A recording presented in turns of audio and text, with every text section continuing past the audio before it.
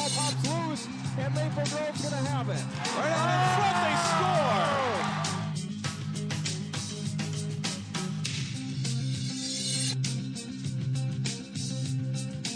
Welcome to Sports Jam for the week of February 2nd. I'm John Jacobson. And I'm Jay Wilcox. Today on the show, highlights from conference championship meets in Nordic skiing. We'll meet a standout wrestler from Armstrong in our Sports Jam Spotlight. And we'll talk playoff girls hockey with our game analyst, Dan Ficken. The puck drops for section tournament play later this week in girls hockey. Two local contenders in Section 6AA faced off in a late regular season game as Hopkins hosted Maple Grove. Second period, no score until Maple Grove's Riley Norman hits Haley Herdeen in a long pass. And Herdeen beats goalie Molly Dion, and 45 seconds into the game, the Crimson go up 1-0. 3.5 minutes later, Hopkins ties it. Kate Glover to Grace Bazal, and she roofs it, making it 1-1. Later in the second, Hopkins grabs the lead on a scramble in front of the net. Puck bounces to Stephanie Sween, who stuffs it in, putting the Royals ahead 2-1. But things turn with 15 seconds left in the period. Taylor Wente finds Abby Larson for a shorthanded goal, and we're tied at 2 heading into the third. After dominating the period, the Crimson cash in. Tippy Hill's wrister is wide, but bounces to Lauren Kaufman, who puts it away. And that's the game winner as Maple Grove downs Hopkins 3-2. The Armstrong Cooper and North Metro girls hockey teams closed out the regular season with a game that could have had an impact on Section 6AA seedings. Stars looking for a season sweep of the Wings. Armstrong Cooper on the power play early. Tori Adams' shot is blocked, but it comes to Belle Reeve, and she scores to make it 1-0, 2:52 into the game. Just a few minutes later, though, North Metro's Emily Ock passes to Leah Yonkers. Her shot is off goalie Angel Hillstrom and in, and it's a 1-1 game. And it stays that way until midway through the third period. Reeve from the circle shoots and scores, netting her second power play goal of the night. Armstrong Cooper beats North Metro 2-1. That brings us to playoff time in girls hockey. Most of our local teams skate in Section 6AA, where Minnetonka is the top seed and Maple Grove is second. And it's Wayzata, Hopkins, Benilde, Armstrong Cooper, and North Metro. In the quarterfinals, Minnetonka has a bye. Hopkins and Benilde meet at 2:15. Wayzata faces Armstrong at 4:30, and Maple Grove plays North Metro at 6:45 at Parade Ice Garden. The semifinals are next Wednesday, and the final is next Friday, all at Parade Ice Garden. Champlin Park in Section 5AA is seeding Monday night. Breck is the number 2 seed behind Blake in Section 5A. In boys basketball, Armstrong's been ranked in the top 5 for much of the season in Class 4A. The Falcons faced a big road test against Class 3A's number 1 team, De La Salle. Sean Burns drives hard to the right side for the layup as Armstrong gets off to a solid start. They keep the ball moving here, and it results in an open 3 for Jerome Dixon to tie the game at 10-10. Dixon leads Armstrong with 21. But De La Salle takes over. Sakar Anna misses the layup, but Jeffrey Dabanton is there to dunk the rebound. He scores 16. The Islanders' pressure gets to Armstrong. The pass is thrown away, and Anim slams it home for 2 of his 34 points. And watch the alley-oop from Jarvis Johnson to Joshua Collins for the jam. It's 33-20 at this point. The Islanders lead 41-29 at the half. And they don't let up from there. Anam drives hard in transition. Armstrong is blown out 89-60. Despite playing at least twice and sometimes 3 times per season, the Wayzata boys basketball team hasn't defeated Hopkins since 1991. The Trojans looking to change that on their home floor.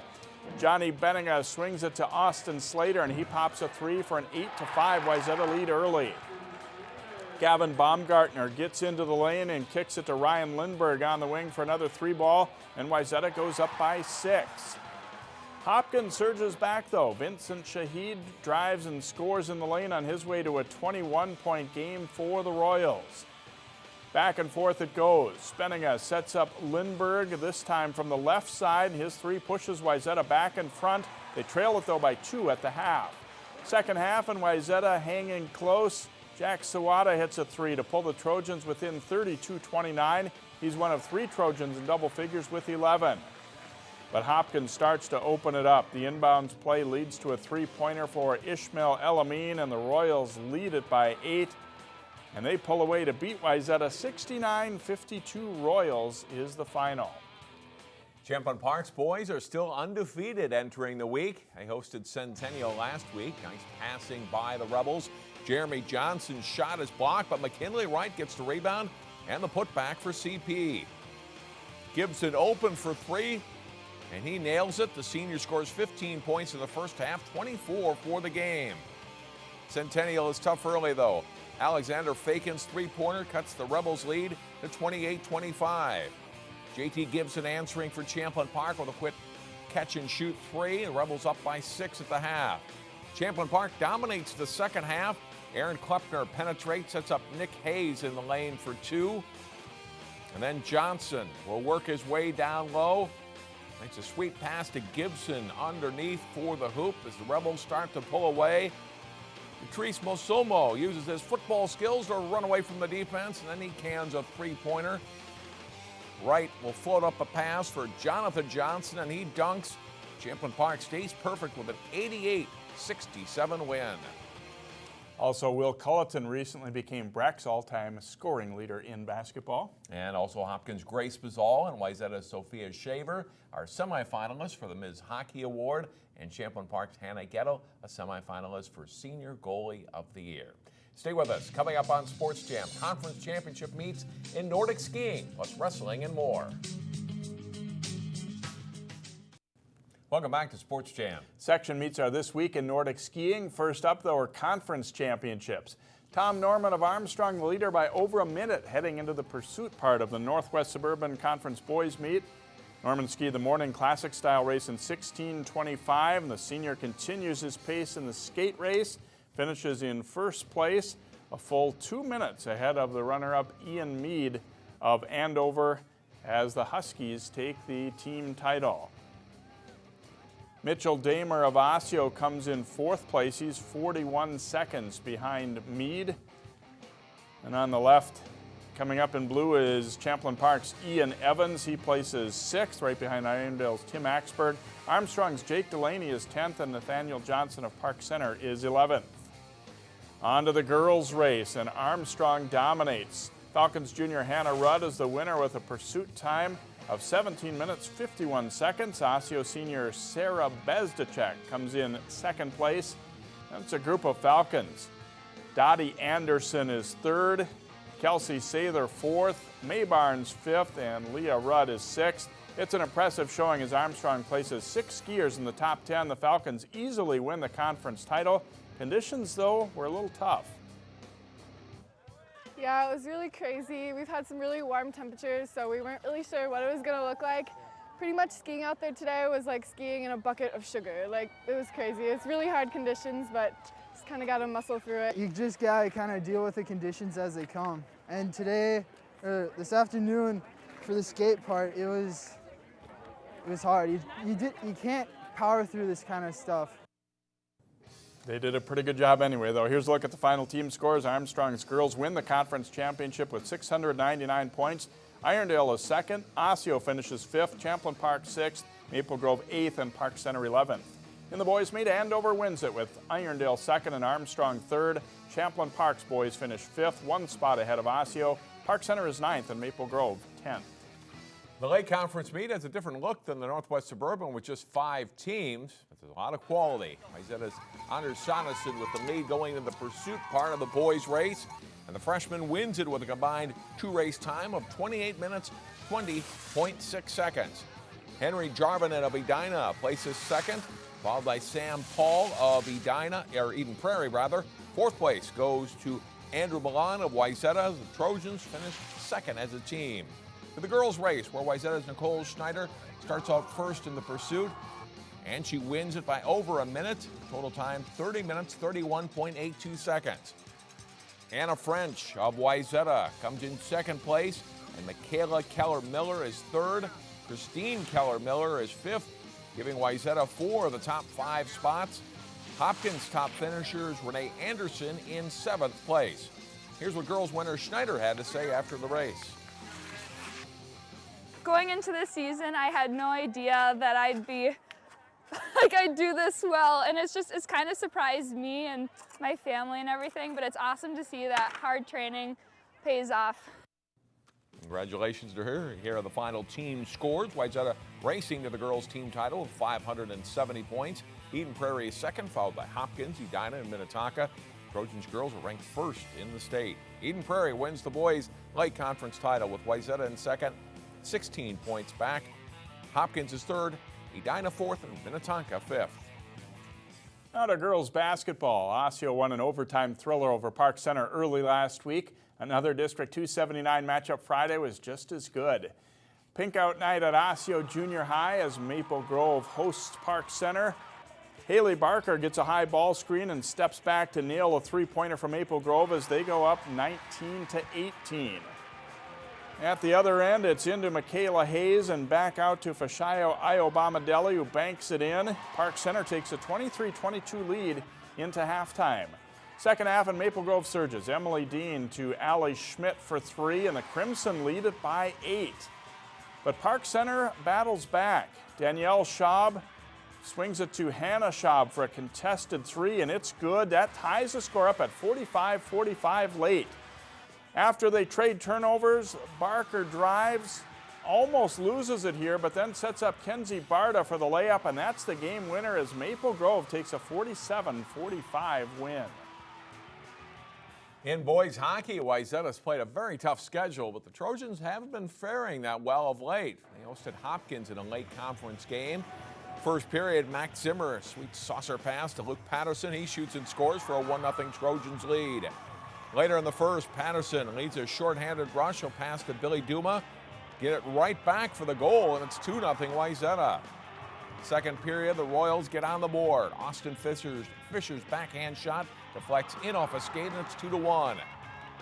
Trojans get that back, though. Duma wins the face-off to himself, sets up Patterson for his third goal of the game, and it's 3-1 Wayzata.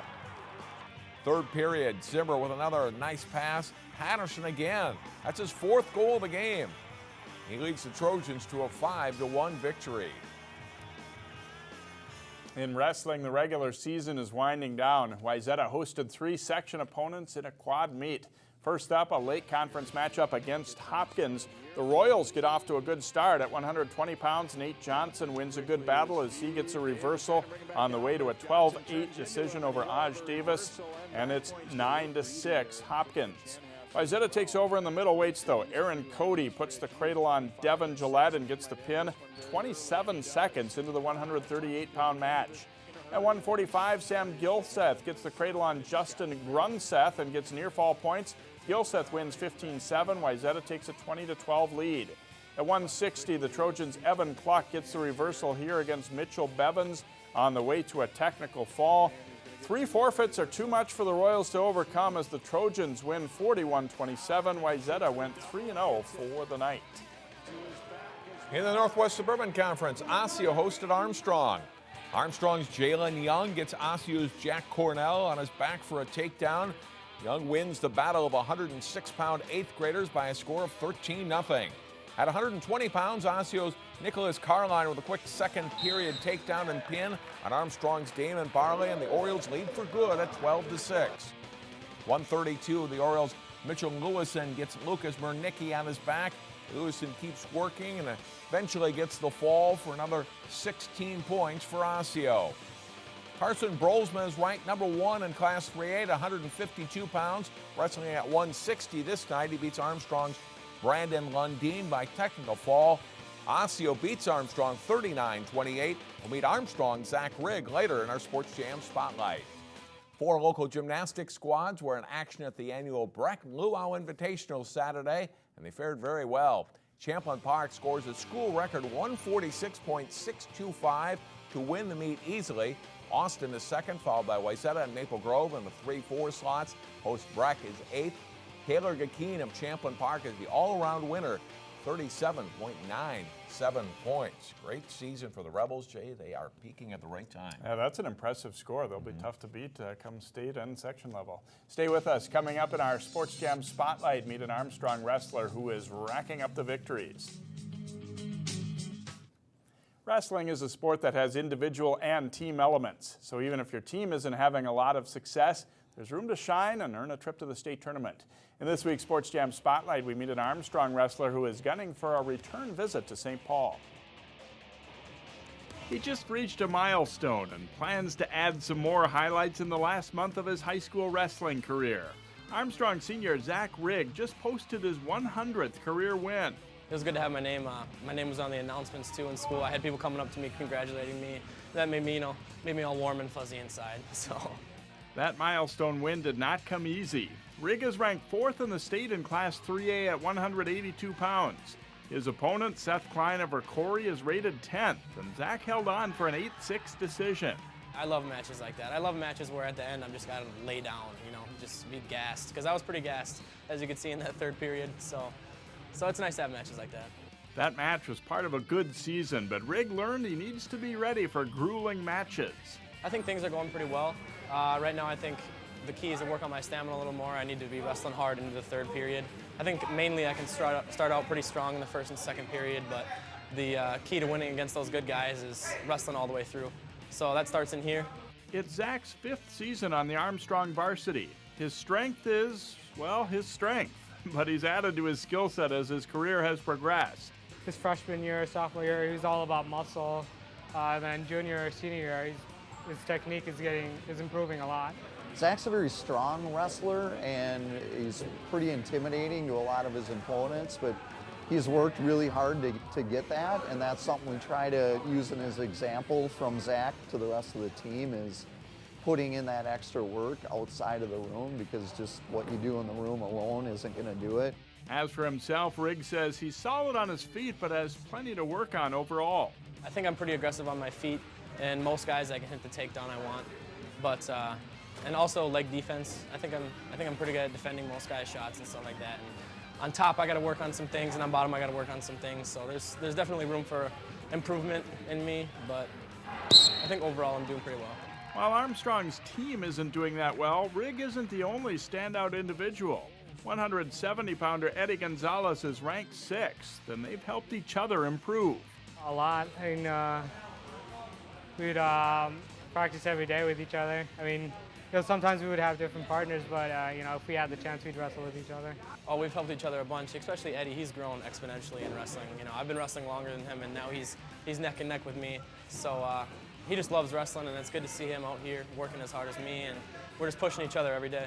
Rygg reached the state tournament last year for the first time, and it was as thrilling as he thought it would be. Being at the XL is pretty awesome. There's a little under area there in the arena where all those guys are warming up. It reminds me of like the Coliseum with the gladiators. We come out the gates and we get to wrestling, but it's tough. It's a whole different ball game there, that's for sure. While it might seem he'd be a lock to go back to state, Zach won't have an easy path. Section 6-3A isn't one of the toughest sections overall, but at his weight there are 2 more ranked wrestlers, Klein of Rocori and 3rd-ranked Vaughn Johnson of Wilmer. I've never wrestled him before. He wrestled Eddie last year in the section finals, and another guy that's ranked in the top 10 is Klein from Rocori. So there's going to be a little dogfight at 182. And the dogfight is something Armstrong Zach Rygg is primed for as he nears the end of a great high school career. Zach also plays baseball for the Falcons. He says he'd like to wrestle in college but hasn't made any decisions on where he'll go. He hopes to study something in the healthcare field. Sports Jam returns in a moment when John talks playoff hockey with 12 sports analyst Dan Ficken. As you saw earlier in the show, the girls hockey playoffs around the state of Minnesota start later this week. The section competition, which is always a fun time of year for us. And joining us to talk about that is 12 sports hockey analyst Dan Ficken. And Dan, we talked over the weekend about the Section 6AA, which includes a lot of our local teams. Who's going to get the 1 seed? Who's going to be the 2? Minnetonka gets the number 1 seed. Maple Grove, despite a 23-1-1 record, they're number 2. They lost head-to-head to the Skippers. Basically, that was it. You look at the schedules, they both played very tough schedules, but then when it comes down to it, it's just head-to-head. And Minnetonka's had a real surge here, and they beat, at the time, the number 1 team in the state, in Eden Prairie, have had a real surge. They deserve to be number 1. There's no question about it. Normally, that doesn't matter. For the event 18 section, you're going to, if the seeds hold true, those teams meet in the final. But however, this is a 7-team section this year. So Minnetonka has a bye on Saturday. They don't play till Wednesday into the semifinals. How much of an advantage or maybe disadvantage is that for the skippers? You know what? I don't think it's either way. I just think it's normal. If your coaching staff, and they've got a very good coaching staff, they'll get through this. It's good practice time, a little time to rest up maybe, but they've been there before, man. They know what it's about. They've gotten to state. They know what this is about. This isn't any surprise. So I don't think that bye has anything to do with anything, really, to be honest with you. Rest of the seeds kind of held true. Wayzata number 3, Hopkins number 4, Bedell down this year. They're 5. They'll be matched up with Hopkins in the quarterfinals. Do you see a chance for any surprises here? If a goaltender can get hot, I would look at Benilde St. Margaret's. Just an experience, good coaching staff.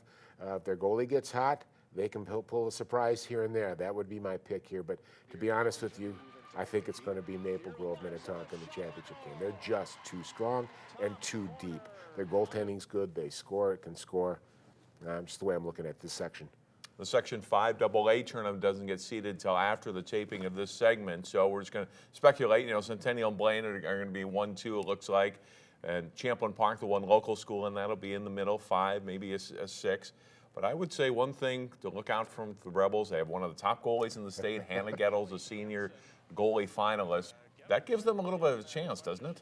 Well, we've watched enough section games to know that you're going to win with defense. I'm sorry, you have to play good defense to get to state and then to win state.